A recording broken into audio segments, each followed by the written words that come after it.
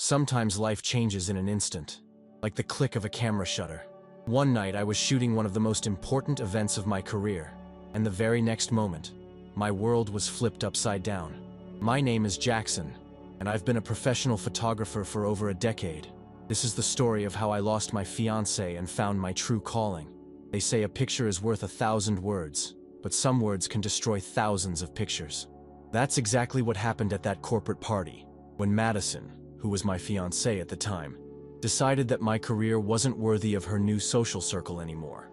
What she didn't know was that as painful as that moment was, it would be the beginning of a journey that took me places I never dreamed of. Subscribe to the channel and hit the like button to get access to more stories like this. Madison and I met during a photography exhibit in Seattle where I was showing my work on urban architecture. She was just starting her career in business consulting and showed genuine interest in my work. We talked for hours about art, perspectives, and dreams. Back then, she said she admired my ability to capture the essence of moments. Our relationship naturally grew from there. In the early years, we were the perfect example of mutual support. While she was studying for her MBA, I was photographing corporate events to help cover the expenses. Madison always pushed me to take on more ambitious projects, and I supported her through those long nights of study. We shared the same vision for the future and complemented each other perfectly. We built a life together, step by step. I documented every special moment. Our trips, birthday parties, the engagement day. My camera was like an extension of our love, capturing our story in every frame. Madison loved when I snapped candid shots of her, saying that only I could capture her best angle. Professionally, we grew hand in hand. My photography studio started to gain local recognition, and clients kept coming in. Madison, meanwhile, climbed the corporate ladder, taking on bigger responsibilities with every promotion. We celebrated every win together, whether it was scoring a big new client for me or another successful project for her. We planned our wedding with excitement, carefully choosing every little detail. I could already picture the photos I'd take on our big day. Everything looked perfect, like one of those well-composed shots that just makes everyone sigh in awe. The change in Madison was so subtle that at first, I didn't even notice. It started with small remarks during dinners with her new colleagues. "Jackson is a photographer, but that's not all he does," she would say, as if she had to justify my profession. At the time, I just brushed it off, thinking it was just nerves from being in a new professional scene. After her promotion to senior consulting manager, meetings and corporate events became more frequent. When she introduced me to her colleagues, Madison began downplaying my work. "He just shoots weddings and events," she'd explain, leaving out my gallery exhibitions and artistic projects. The gleam of pride in her eyes when she talked about my work was replaced by an almost apologetic look. At a dinner with her new bosses, Madison interrupted my conversation about a photographic project for a big fashion brand. "Let's not bore everyone with technical photography details," she said, quickly changing the subject to spreadsheets and financial projections. That was the first time I felt a knot in my stomach, a gut feeling that something was seriously wrong. The little digs kept piling up. When I excitedly showed her the invitation to shoot an important ad campaign, her response was a nonchalant, "Cool." The same invitation that, years before, would have been a cause for champagne celebrations was now met with just a shrug. At home, Madison began questioning the stability of my career. "Have you ever thought about doing something more corporate?" she suggested, as if my profession were just a hobby I needed to outgrow. When I mentioned plans to expand my studio, she sighed and said, "Maybe I should consider something more serious." Doubts started to pile up in my head. Was she right? Should I change careers? But every time I looked through my lens, I knew I was exactly where I belonged. Photography wasn't just my job, it was my passion, my way of seeing and understanding the world. How could Madison no longer see that? The next few months got more and more tense. Madison turned up the criticism, no longer trying to hide it. At dinners with friends, she made a point of comparing our salaries. "While I close million-dollar deals, he charges just a couple hundred per session," she'd say, as if narrating a joke with me as the punchline. Our home life completely changed. Conversations about my projects, which used to last hours, were now interrupted with impatient sighs. Madison started scheduling important events at the same time as my photo shoots, then got upset when I couldn't make it. "It's always like this. Your photography comes first," she'd complain, ignoring the fact that these were pre-scheduled professional gigs. One night, after a particularly successful session for a local magazine, I tried to share my excitement. Madison was at her laptop, buried in spreadsheets. Without looking up, she said, "It's great that you're having so much fun with your hobby." That word, hobby, hit me like a punch in the gut.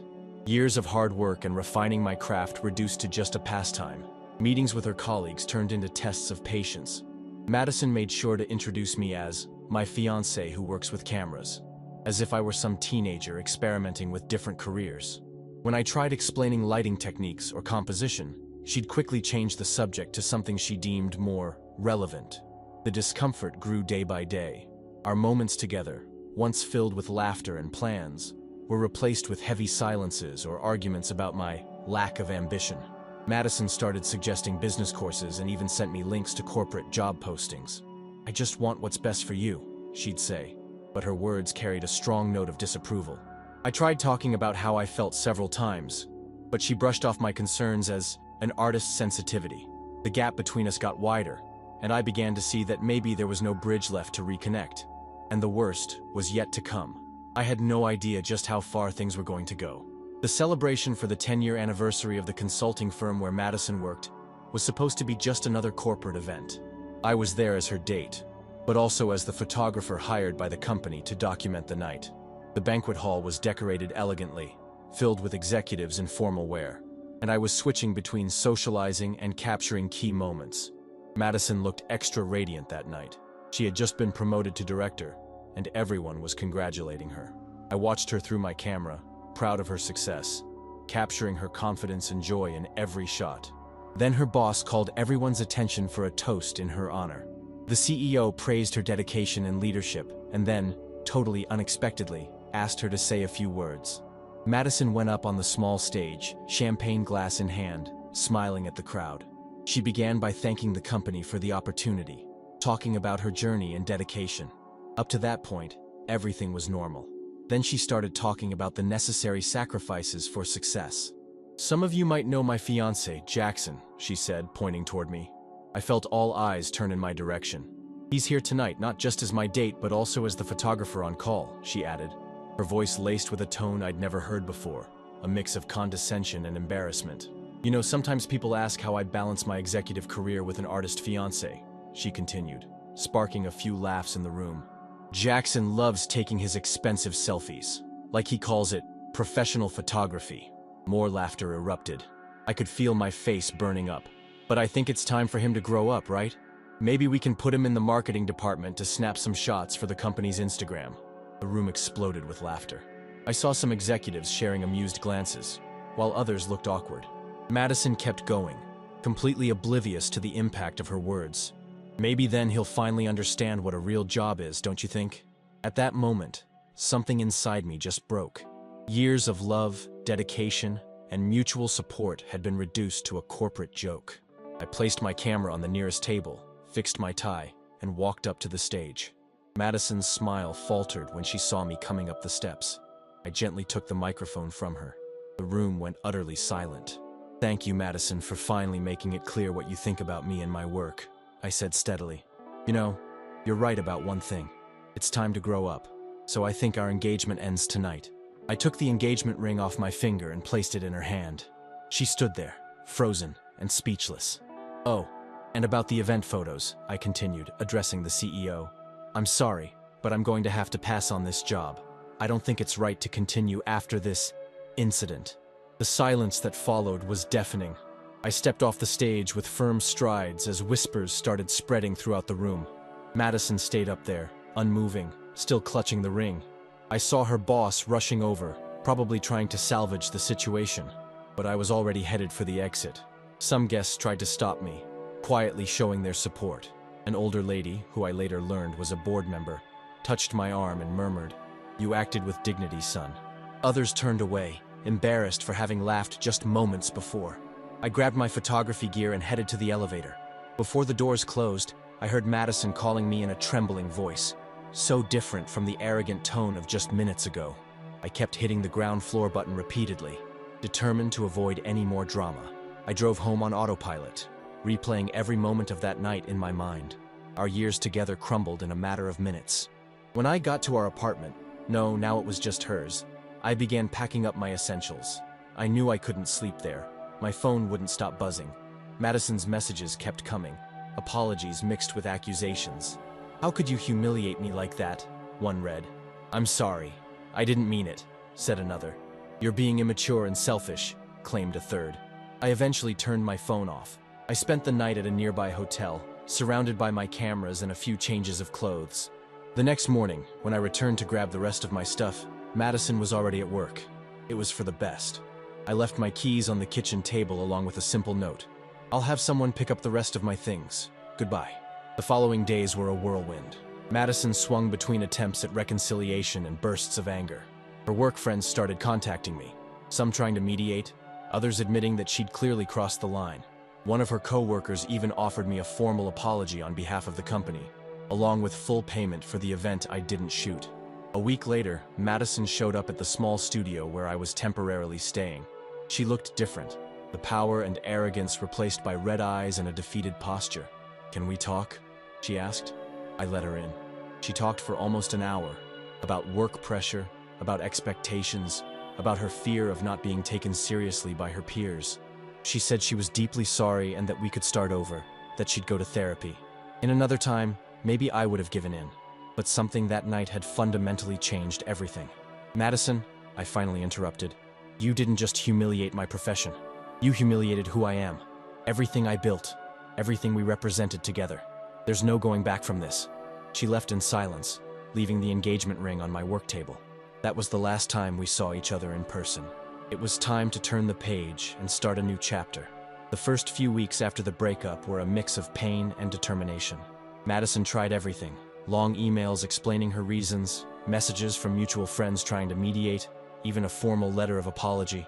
I kept silent, not out of anger, but because I finally realized that any response would only prolong a story that had already ended. Her last contact was different from the rest. A short, almost professional message.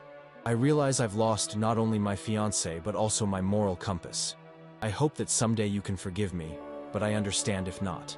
I sincerely wish you find someone who values your art as much as you do." I spent hours staring at that message, my finger hovering over the reply button. In the end, I chose not to respond. Sometimes, silence says more than any words. Besides, I was too busy planning my next move. Through photographer friends, I heard about an opportunity in New York. A renowned gallery was looking for new talent for a group exhibition. It was a risk, leaving Seattle, where I had an established clientele, for an uncertain chance in the most competitive city in the country. But something inside me said it was time for a radical change. One afternoon, while organizing my portfolio for the application, I got an unexpected call from the lady who had supported me that night at the party. She wasn't just a board member. She was a respected art collector.